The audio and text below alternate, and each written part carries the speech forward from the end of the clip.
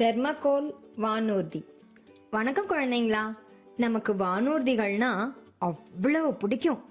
வானூர்தின்னு சொன்னாலே நம்ம அண்ணாந்து வானத்தையே பார்த்துக்கிட்டு இருப்போம். அந்த அளவுக்கு அவைகள் மேல நமக்கு ஒரு ஆச்சரியம் கலந்த ஈர்ப்பு.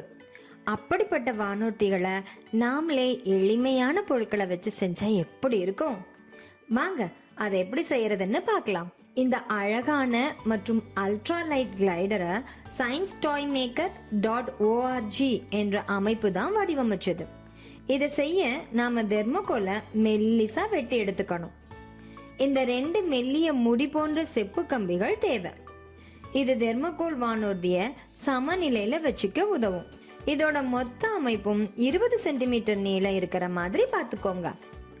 அடுத்து 2 பக்கத்துலையும் 30 டிகிரி கோணத்துல இருக்கிற மாதிரி 2 சிறிய முக்கோணங்களாக மேல் பக்கமா மடிச்சு விட்டுருங்க.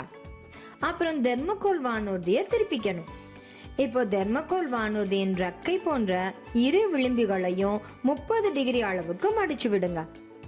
இதுக்கு முன்னாடி நம்ம மடிச்ச அமைப்பானது மேல் நோக்கி இருக்கிற மாதிரியும் இந்த ரெக்கை போன்ற அமைப்பு கீழ் நோக்கி இருக்கிற மாதிரியும் பார்த்துக்கோங்க. கடைசியா இந்த தெர்மோகோல் வானூர்தியோட நடுப்பகுதிய படத்துல இருக்கிற மாதிரி மடிச்சுக்கணும். அப்புறம் படத்துல இருக்கிற மாதிரி வானூர்தியை பிடிச்சு அதை முன்னோக்கி பறக்க விடுங்க.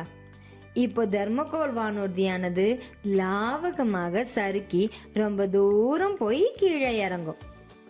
இதுக்கு இன்னொரு சூப்பரான வழியும் இருக்கு. தெர்மோகோல் வானூர்தியை பறக்க விட்டுட்டு அதுக்கு கீழே ஒரு அட்டையை வச்சுட்டு தொடர்ந்து போனீங்கன்னா அந்த தெர்மோகோல் மாதிரியானது தொடர்ந்து கீழே விழாம மிதந்துகிட்டே இருக்கும். இதே மாதிரி செய்யும்போது அந்த தெர்மோகோல் வானூர்தியை ரொம்ப நேரம் நம்மால பறக்க வைக்க முடியும். இது காற்றில் மிதக்கும் ஒரு மிதவை. மிதவையின் கீழ்ப்பகுதியில் உள்ள காற்றழுத்தம் மேல் பகுதியில் உள்ள காற்றழுத்தத்தை விட அதிகமாக இருக்கும் வரை தொடர்ந்து மிதந்து கொண்டே இருக்கும்.